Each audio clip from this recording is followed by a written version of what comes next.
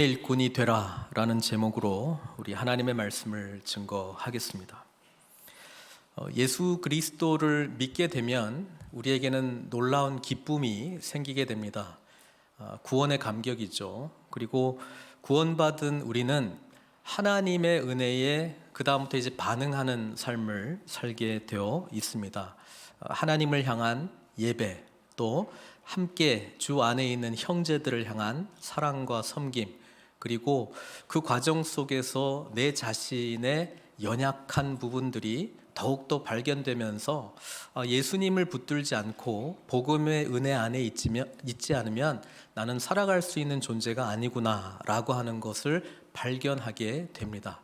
이와 동시에 이웃을 향한, 세상을 향한 우리의 관심은 바로 그리스도께서 하시고자 하는 그 일, 깨진 세상을 회복하는 그 일에 저와 여러분들이 쓰임받게 된다라고 하는 사실이죠. 그래서 이때까지 사도 바울은 빌립보 교회 성도들을 향해서 편지를 쓰면서 그들을 생각할 때마다 얼마나 기쁜지, 또 그들을 향한 간절한 기도, 정말 예수 그리스도의 놀라운 사랑을 깊이 알았으면 좋겠다, 함께 의의 열매가 되었으면 좋겠다, 그런 이야기를 하면서 자신이 비록 옥에 갇혀 있음에도 불구하고 정말 하나님의 놀라운 은혜로 오히려 복음의 진보, 하나님 나라가 확장되는 것, 복음이 계속해서 자신의 연약하고 좀 어떻게 보면 닫혀있는 상황 가운데서도 진행되고 있는지를 설명을 했습니다. 그러면서 이제 빌립보 성도들에게 나에게도 이런 놀라운 일들을 일으키신 하나님은 당신들이 믿고 있는 동일한 하나님이니 복음에 합당한 삶을 함께 살아가자, 복음에 합당한 삶을 살아라, 그렇게 이제 권면을 했잖아요. 그래서 사도 바울은 이제 2장부터 정말 구체적으로 빌립보 교회, 물론 사랑하고 생각할 때마다 기쁨과 감사가 넘치는 교회이긴 하지만 여전히 자라가고 있는 교회잖아요. 자라가고 있는 교회라고 하는 뜻은 예수 그리스도를 닮아가는 부분도 발견이 되지만 그렇지 못한 자기 중심적인 삶의 모습도 그 공동체 안에서 계속 발견되어 가고 있다라고 하는 사실입니다.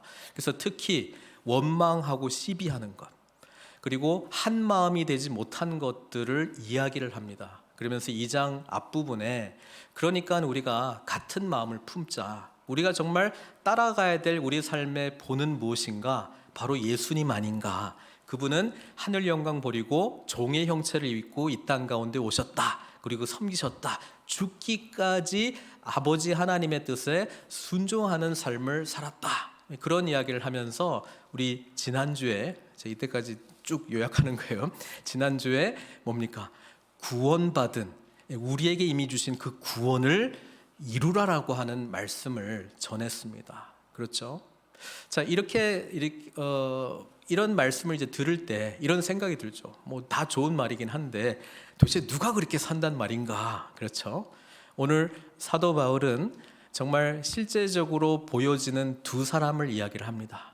디모데가 그렇게 살았고 에바브로디도가 그렇게 살았다. 디모데는 바울의 제자였고 에바브로디도는 바로 예수 그리스도의 복음으로 세워진 빌립보 교회의 성도, 그들이 너무나도 잘 알고 있었던 한 형제가 바로 그런 예수님 닮은 모습을 나타나면서 구원을 이루는 삶.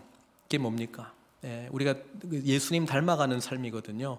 성품적으로 닮아가고 사역적으로 닮아가는데, 특별히 사역과 관련해서 어떤 삶을 살았는지 이 디모데 이야기하고 에바브로디도를 이야기를 합니다.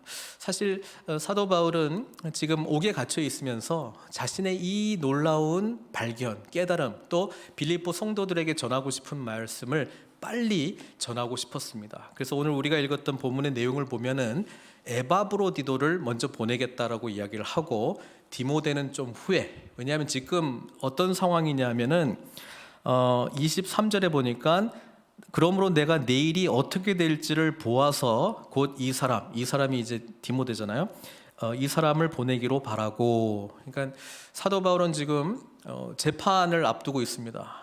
죽게 될지 풀려날지 아니면 더 무슨 형벌을 받게 될지 전혀 모르는 상황인데, 어쨌든 결론이 나게 되면 그때 내가 디모데를 보내겠다 그렇게 이야기를 하고 있습니다. 그래서 에바브로디도를 먼저 보내고 이 빌립보서를 가지고 갈 거예요. 에바브로디도가요.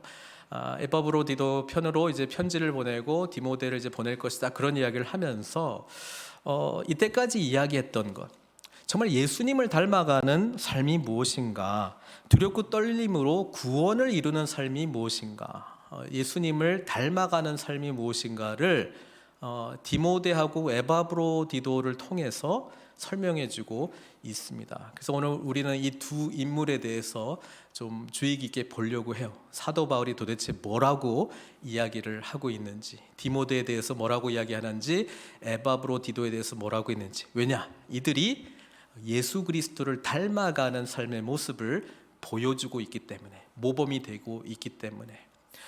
특별히 그 디모데는 우리 2장에 보면은 예수님을 닮아야 되는, 예수님이 우리에게 어떤 일을 했는가가 나와 있는데 7절 내용, 2장 7절에 보면은 오히려 자기를 비워 종의 형체를 가지사 사람들과 같이 되었고, 디모데를 통해서는 특별히 종으로서 섬기는 자의 삶의 모습이 디모데가 잘 보여주고 있고, 그 다음에 8절, 사람의 모양으로 나타나서 자기를 낮추시고 죽기까지 복종하였다.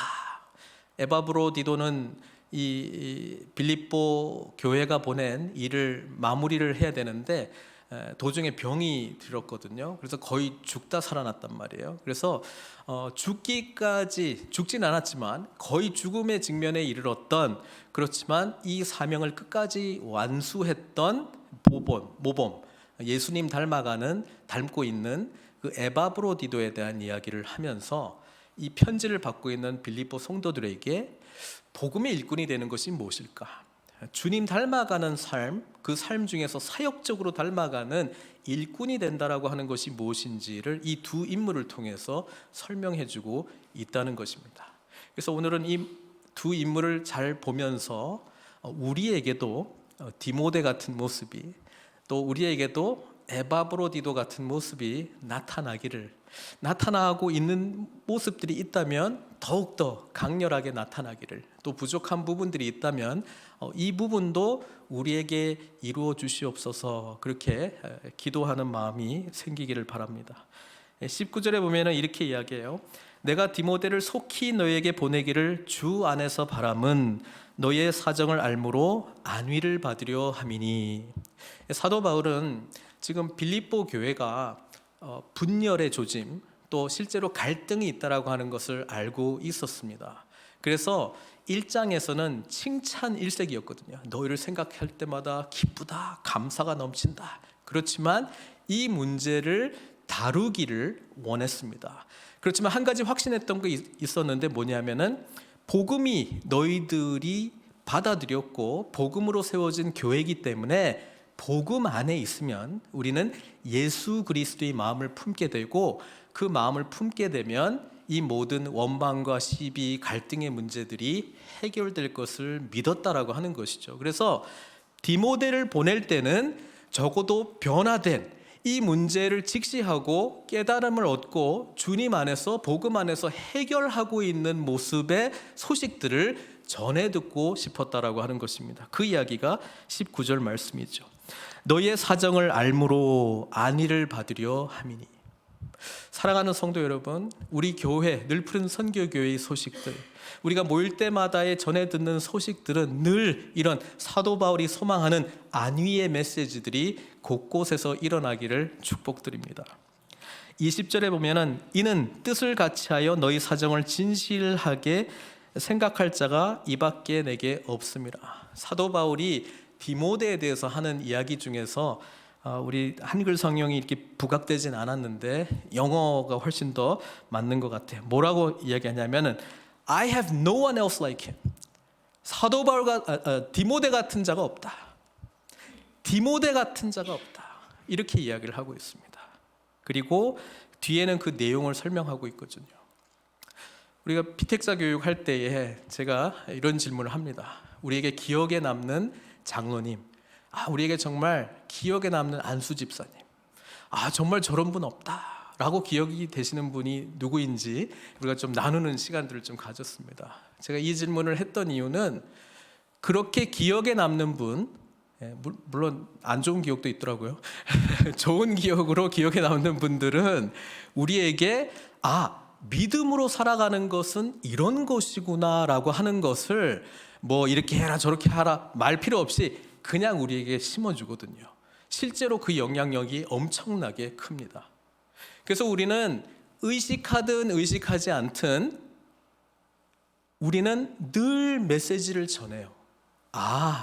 복음으로 살아가는 것은 저런 거구나.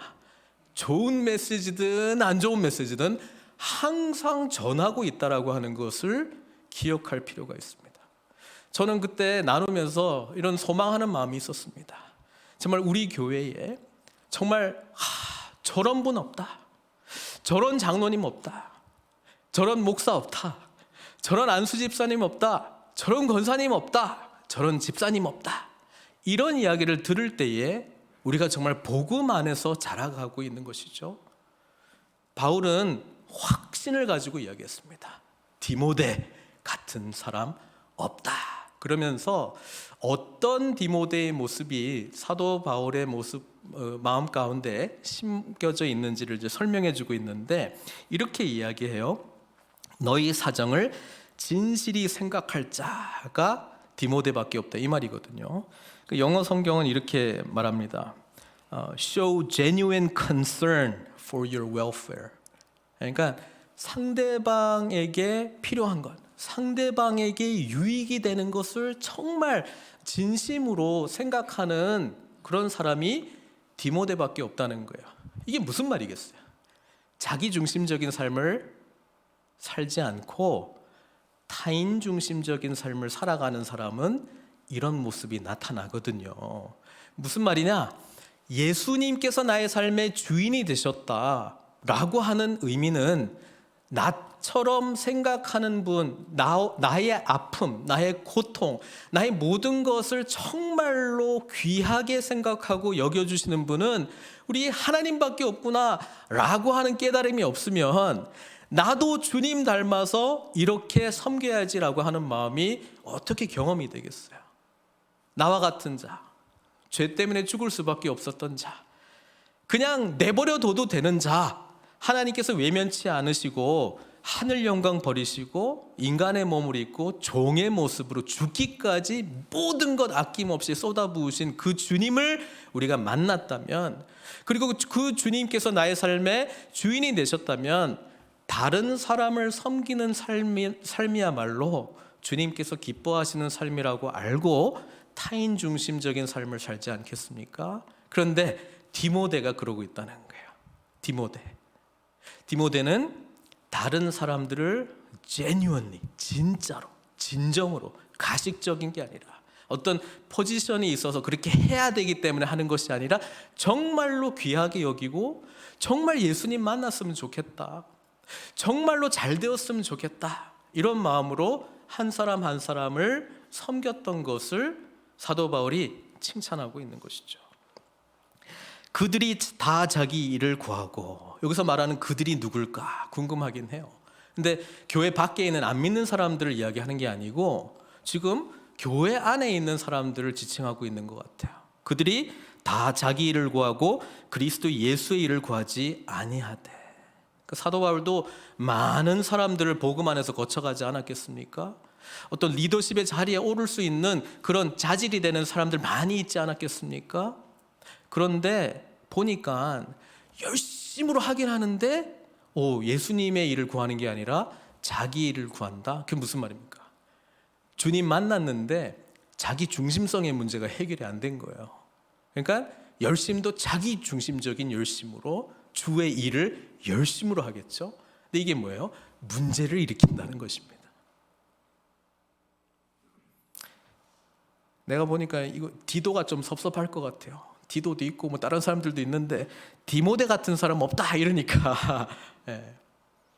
하지만 지금 사도 바울 옆에는 지금 디모데가 있었기 때문에 지금 이야기하고 있는 거죠. 디모데의 연단을 너희가 안 하니 자식이 아버지에게 함같이 나와 함께 복음을 위하여 수고하였느니라. 자, 디모데 연단 훈련을 말하고 있잖아요. 디모데는 증명된 사람이라고 말합니다. 어떤 훈련을 받았을까? 디모데는 도대체 누구기에? 그렇죠? 그래서 우리가 디모데에 대해서 한번 좀 정리를 할 필요가 있어요. 디모데는 이름의 뜻은 하나님을 경외한다, 하나님을 경외하는 자라고 하는 뜻이고요. 사도 바울이 2차 선교 여행 때 루스드라에서 이 디모데를 함께 이 선교 동역자로 삼고 같이 이제 그때부터 사도 바울과 함께 주님의 일을 감당하게 되었는데, 사도행전을 보면 이 2차 선교 여행은 다른 게 아니라 1차 선교 여행 방문했던 데를 한 번도 돌아보자, 제대로 지금 교회가 세워지고 있는지, 그들이 정말 예수님 안에서 자라가고 있는지 우리 한 번 더 돌아보자, 이렇게 바나바와 같이 이야기하다가 하여튼 싸웠어요. 마가 때문에. 그래서 돌았던 곳이기 때문에 루스드라는 지금 두 번째 방문하는 거거든요, 사도 바울이요. 그래서 처음 방문했을 때는 복음이 안 들어갔기 때문에 많은 학자들은 디모데가 1차 선교 여행 때 루스드라를 방문해서 사도 바울이 복음을 전할 때에 그때 복음을 받아들이지 않았을까, 이렇게 생각을 해요. 그렇지만 픽업이 된 거는 이제 2차 선교 여행 때 됐다라고 하는 것입니다. 이 내용을 사도행전 16장 1절부터 3절에 나와 있으니까 한번 보겠습니다. 바울이 더베와 루스드라에도 이름에 거기 누가 있어요? 디모데라 하는 제자가 있으니, 그러니까 여기서 말하는 제자는 예수 그리스도의 제자인데 1차 선교 여행 때 복음이 처음 들어갔으니까 그때 어쨌든 믿었을 거 아니에요. 그리고 제자가 있으니, 그 어머니는 이제 가정 배경이 나옵니다. 디모데는 누구라고요? 엄마는 유대인이고 아버지는 헬라 사람이야.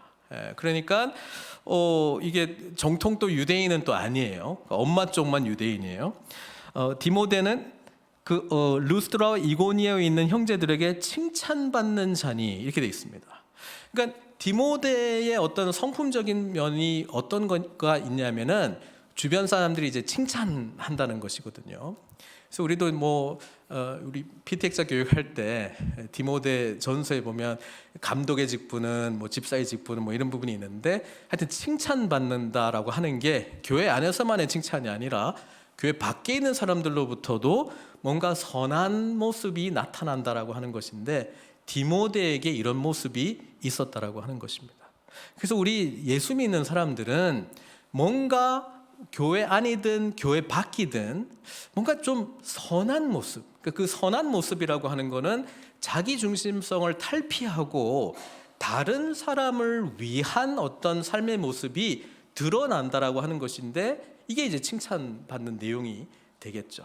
그렇죠? 그러니까 이게 디모데에게 있었다. 그리고 바울이 그를 데리고 떠나고자 할새 그 지역에 있는 유대인으로 말미암아 그를 데려다가 할례를 행하니, 이게 재미있는 부분이거든요. 왜냐하면 15장 요 한 장 앞서서 예루살렘에서는 회의를 했거든요.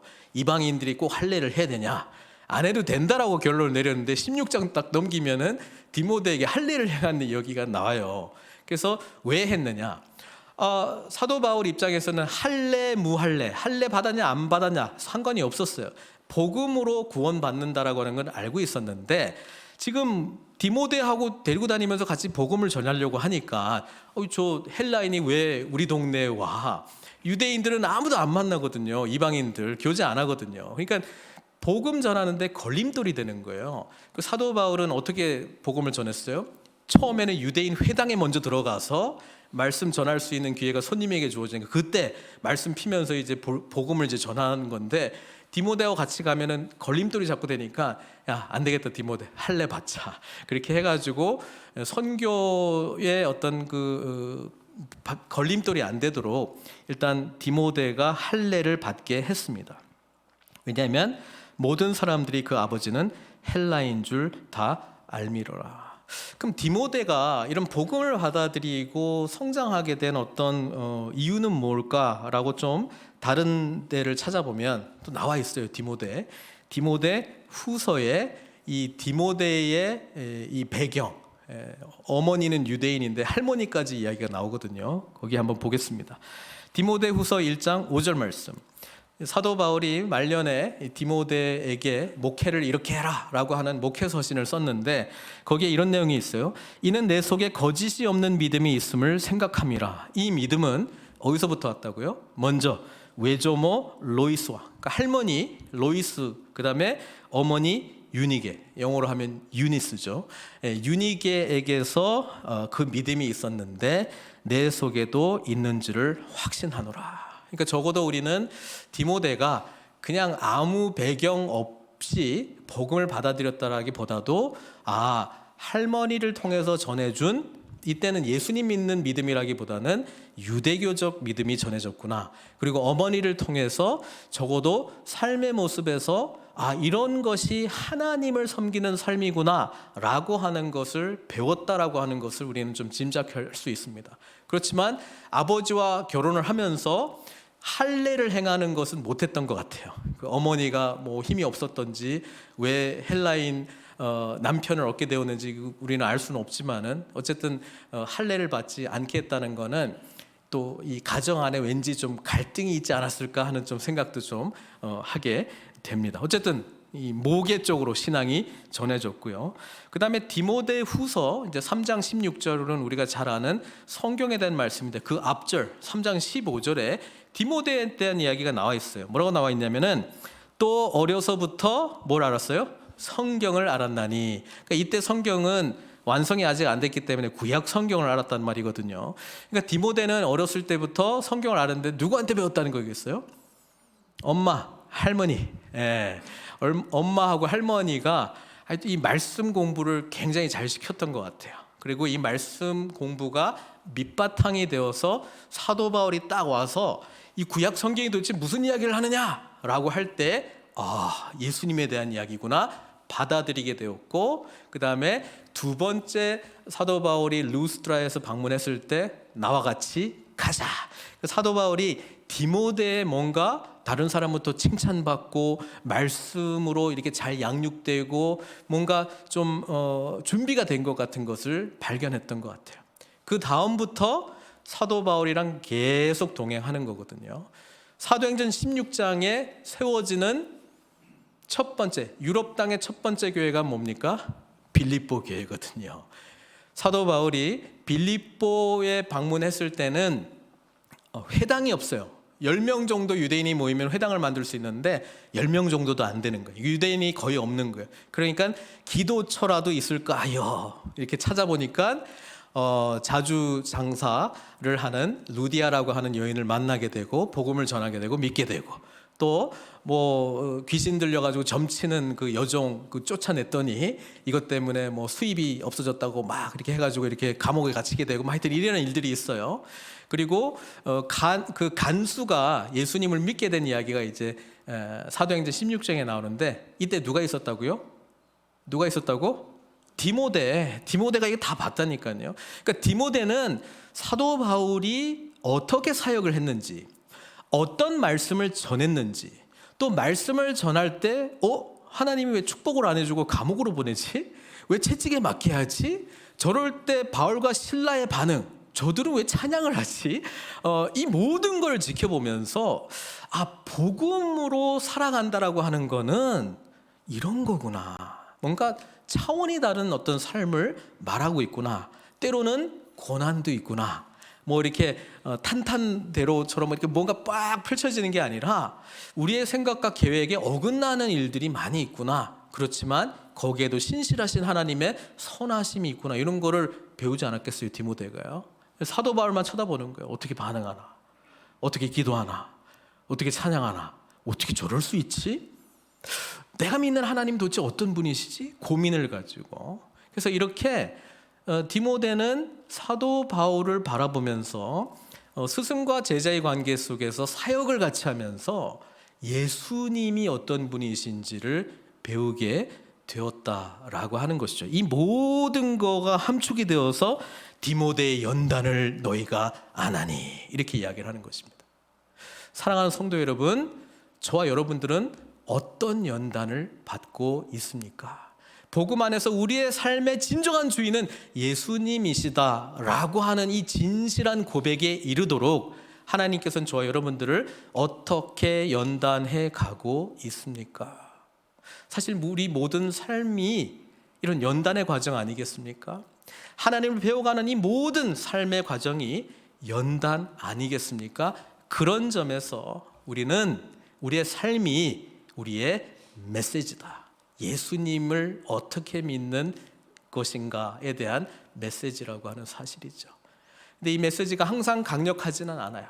연약한 부분도 있어요. 그런데 지나고 보면 이 연약함마저도 하나님께서는 선으로 바꾸시는 것을 우리는 계속 경험하게 될 것입니다.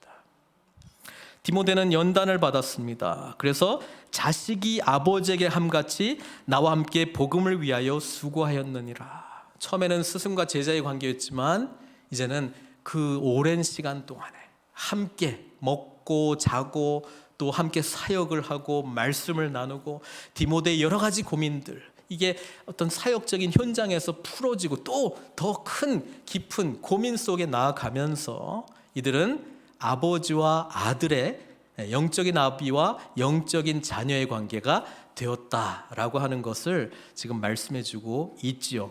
그래서 그 뒤에 보면은 나와 함께 복음을 위하여 수고하였느니라. 우리 성경에 보면은 그냥 수고했다 이렇게 보면 그냥 그런갑다 할 수 있는데요. 여기서 쓰는 헬라어 단어는 노예로 섬겼다, 그 단어를 쓰고 있습니다. 노예에 해당되는 단어, 빌립보서 1장 1절에도 그렇게 소개하거든요. 그리스도 예수의 종 바울과 디모데, 이때 종은 둘로스, 노예라고 하는 뜻이거든요. 그냥 종이 아니라 하인이 아니라 노예라고 하는 뜻인데, 여기서 섬기다라고 하는 것은 둘로스를 동사로 바꾼 거거든요. 그러니까 노예와 같이 섬기다 이렇게 이야기를 해요. 그러니까 사도 바울은 이 노예와 같이 섬긴다라고 하는 거에 반대적인, 같은 의미인데 다르게 표현하면 나의 삶의 완전한 주 대신 주님을 섬긴다 이 말이거든요. 나의 모든 것이 주님의 뜻대로라고 하는 고백이 이 종으로서 섬긴다라고 하는 고백에 담겨져 있는데, 아버지와 아들의, 요즘은 또 깨진 가정들이 많아가지고 아버지와 아들과의 관계 이러면 뭐 좋은 관계로 이렇게 안 여겨지는 좀 불행한 시대에 저희들이 살고 있긴 합니다만은, 어쨌든 좋은 의미로 아버지와 아들과의 그런 아름다운 사랑의 관계 속에서 존중하고 효도하고 순종하고 존경하고 또 아낌없이 모든 것을 자식을 위해서 쏟아붓는 그런 관계 속에서 함께 뭐한다? 예수 그리스도의 주되심을 인정하면서 살아간다. 그게 종으로서, 노예로 살아간다. 왜? 이게 최고의 기쁨이라는 것을 알고 있었기 때문에. 그게 바로 바울과 디모데의 관계였다라고 하는 것입니다. 함께 복음을 위하여 수고하였느니라. 그러므로 내가 이 일이 어떻게 될지를 보아서 곧 이 사람을 보내기를 바라고. 그러니까 복음 안에서 우리가 성장해 나갈 때 우리는 기억할 내용이 하나 있는데요. 나는 누군가의 디모데인가? 또는 나는 누군가에게 바울인가? 이 관계가 형성이 돼야 돼요. 신앙생활은요, 하나님하고 나하고 독대해가지고 내가 뭐 어떤 도회 단계에 이르는 것이 아니고요. 예수 그리스도를 먼저 믿고 한 발자국 두 발자국 신앙의 연륜이 쌓아간, 복음 안에서의 신앙의 여정들이 쌓아가면서 연단받은 사람들이 뒤에 후배들에게 바울이 되는 것입니다.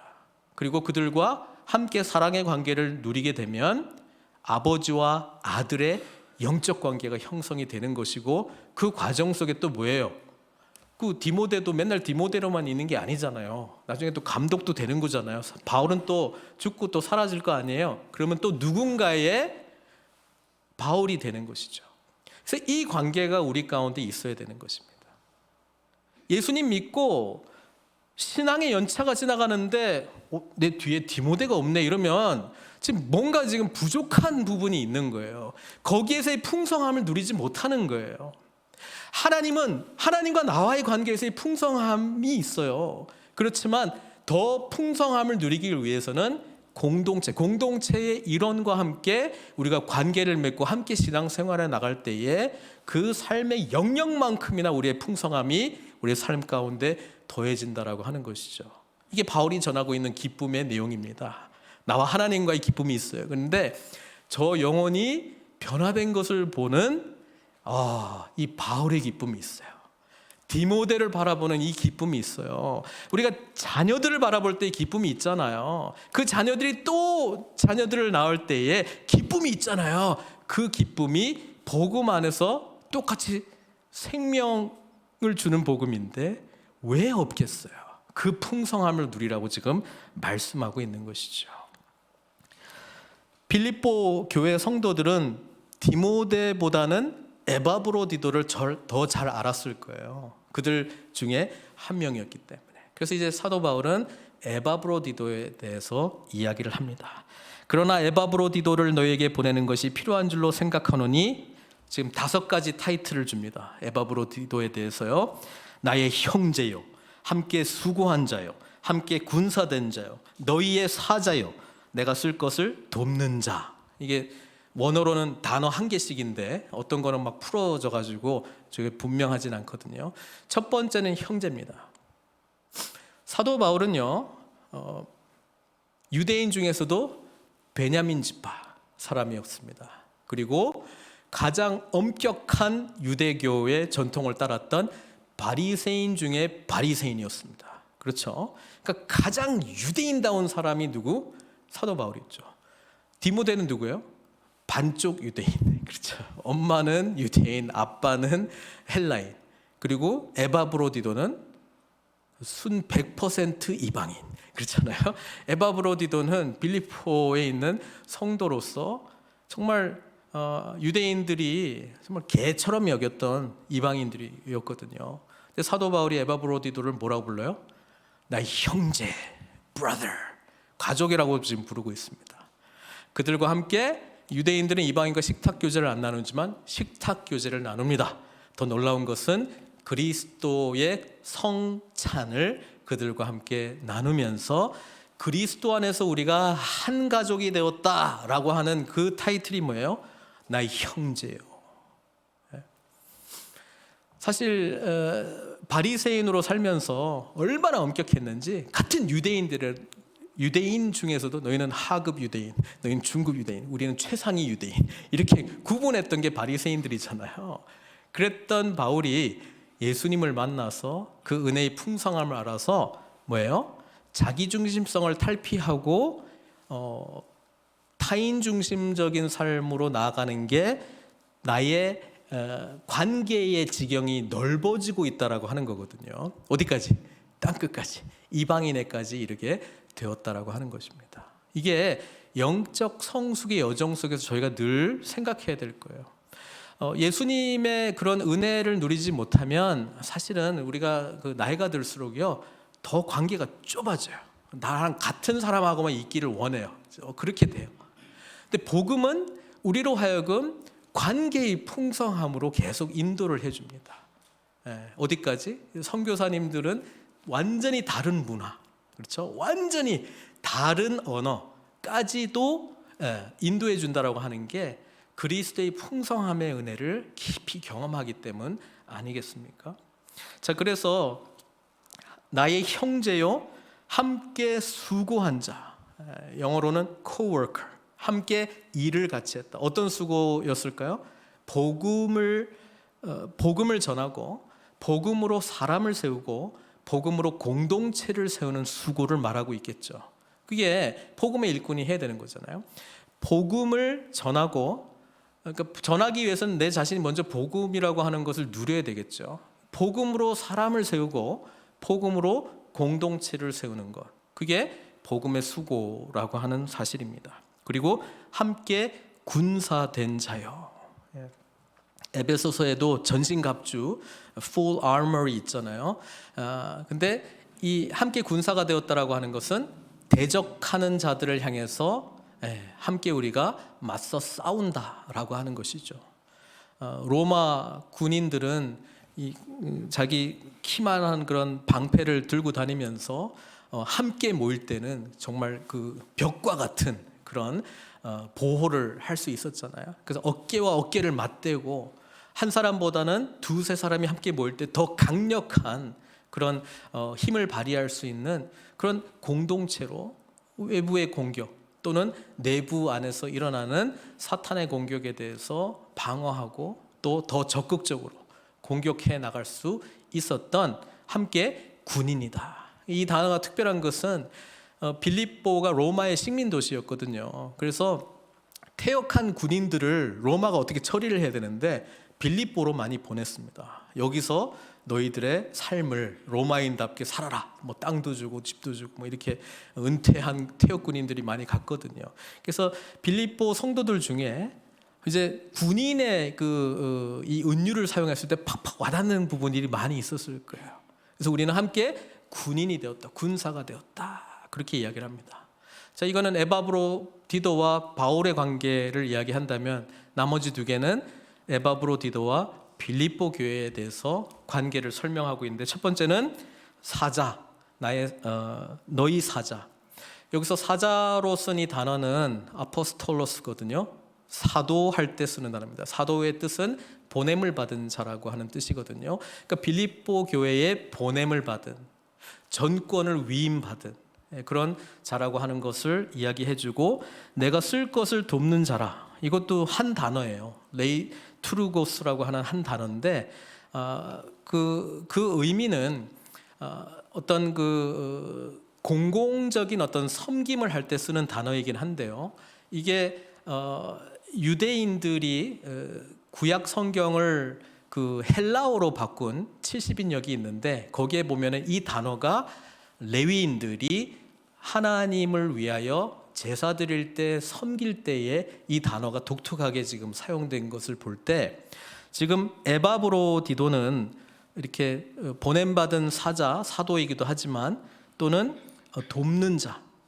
그런데 이 돕는 자, 저는 이제 영어로 서비스라고 하는 단어를 쓰고 싶은데요.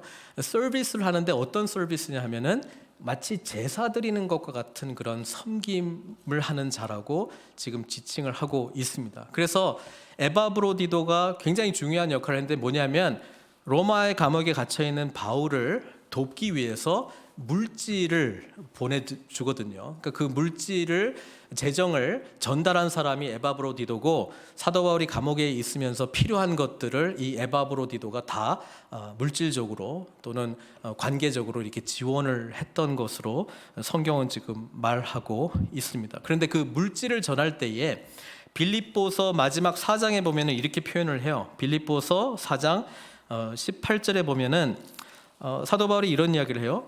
내게는 모든 것이 있고 또 풍부한지라 에바브로디도 편에 너희가 준 것을 받음으로, 이 재정을 말하는 거거든요.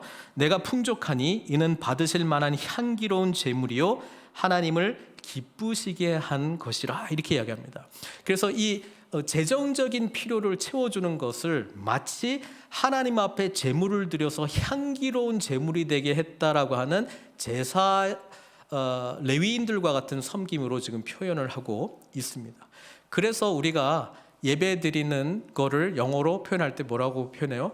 서비스라고 이야기합니다. 어떤 분들은 오해해서 하나님이 나를 향한 서비스로 이해를 해요. 그래서 내가 뭐 회비도 내고 하니까 뭐 이런 것 좀 해줘야 되는 거 아니에요? 하나님 서비스하고 있는, 그게 아니라 하나님의 놀라운 은혜에 대한 우리의 서비스가 월십이고, 또 동시에 이 똑같은 단어가 성도들을 향한 섬김으로 바로 이어지는데, 이게 예배 행위라고 하나님께서는 말씀해주고 있다라고 하는 사실입니다. 그래서 우리가 누군가를 예수 그리스도 안에서 섬길 때에 우리는 하나님 앞에 사실 예배자의 삶을 살고 있다라고 하는 것을 기억해야 될 것입니다.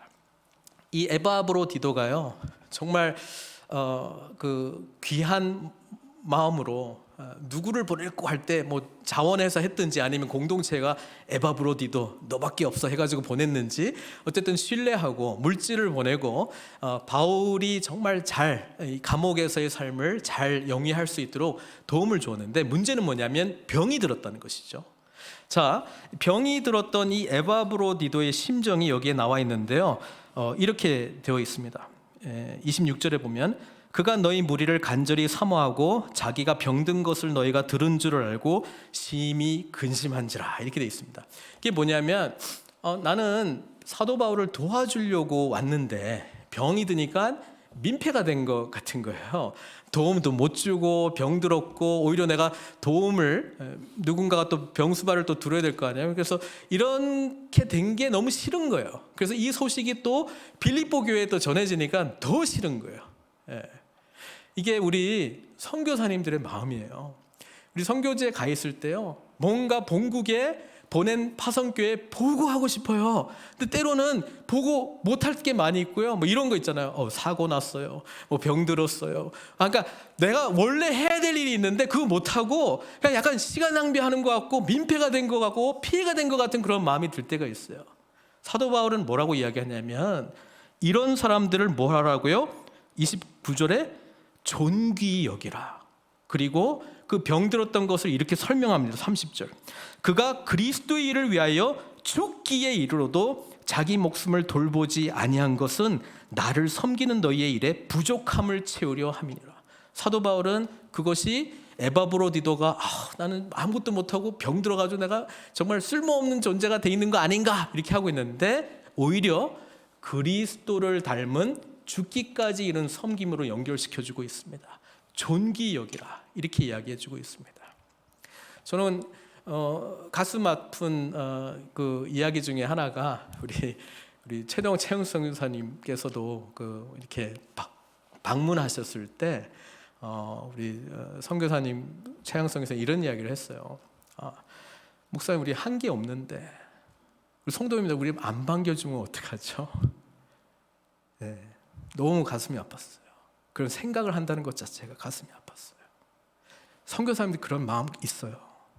저희 부모님도 베트남으로 처음 갔었을 때 1년 동안 아무것도 못했어요.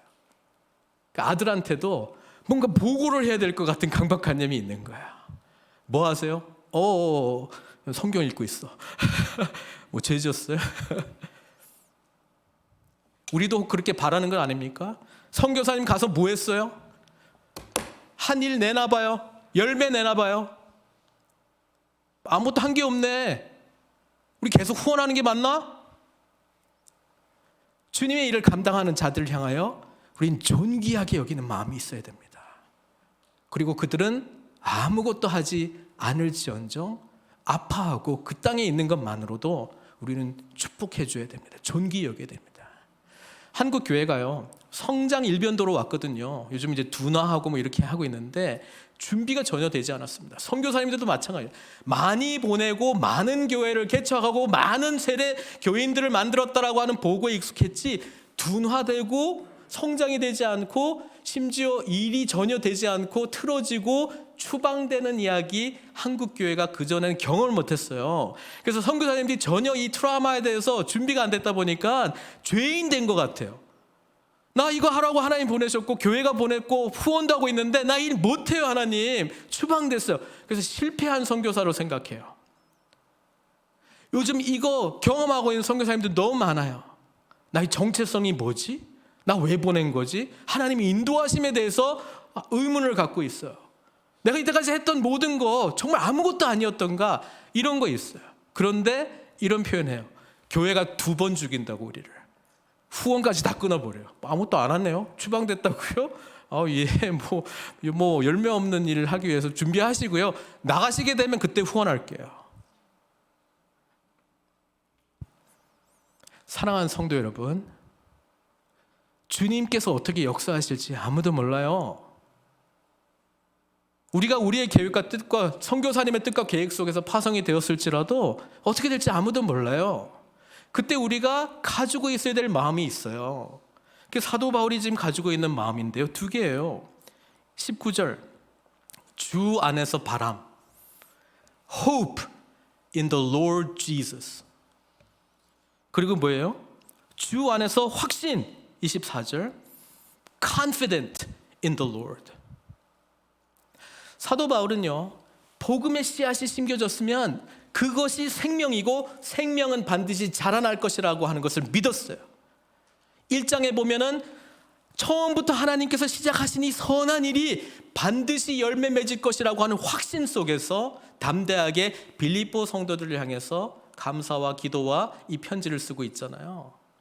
우리도 주 안에서 소망해야 됩니다. 우리도 주 안에서 확신을 가져야 됩니다. 복음이 온전히 심어지면 우리 안에 디모데가 나올 것을, 에바브로디도 같은 사람이 나올 것을, 그리고 우리가 보기에 연약한 일이 드러날지라도 하나님께서는 그것을 반드시 선으로 바꾸사 하나님의 놀라운 역사를 일으키실 것이라고 하는 믿음과 확신 속으로 우리가 나아가게 될 줄로 믿습니다. 사랑하는 성도 여러분, 저도 그렇고 여러분들도 그렇고 우리 교회도 그렇고요, 계속해서 성장해 나가고 있습니다. 그리고 성숙해 가는 과정 속에 디모데와 바울의 관계가 있어야 되고요, 또 공동체를 정말로 안타까이 여기고 사랑하는 에바브로디도와 빌립보 교회의 관계가 있어야 될 줄로 믿습니다.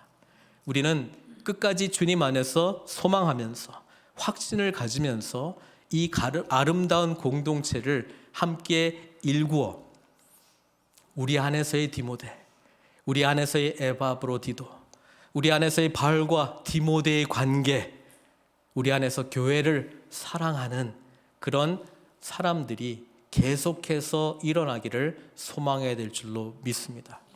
복음이 우리 가운데 심어졌기 때문에 반드시 이런 열매들을 맺어주실 것을 믿는, 소망하는 확신으로 우리 하나님께 함께 기도로 나아가시도록 하겠습니다.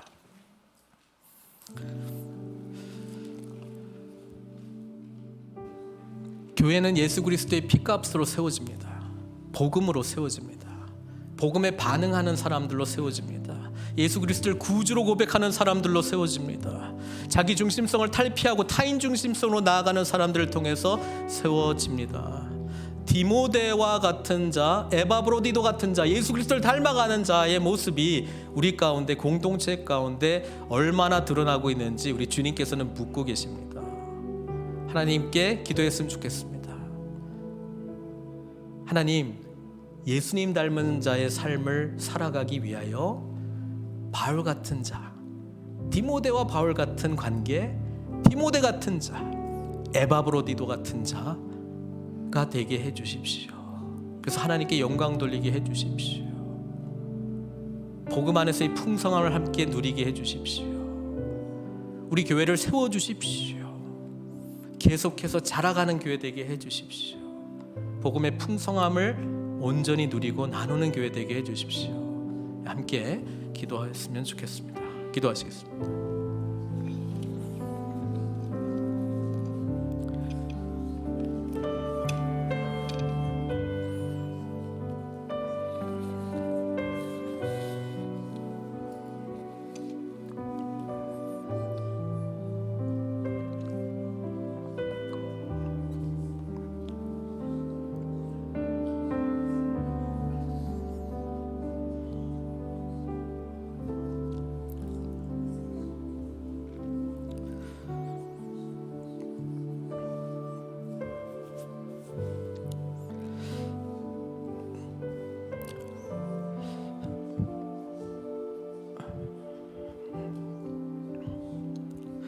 복음 안에서 세워져가는 우리 늘푸른 선교교회, 그리스도에 오시는 그날까지 선한 열매들을 통하여 우리 하나님께 영광 돌리기를 소망하고 그렇게 될 것을 확신합니다.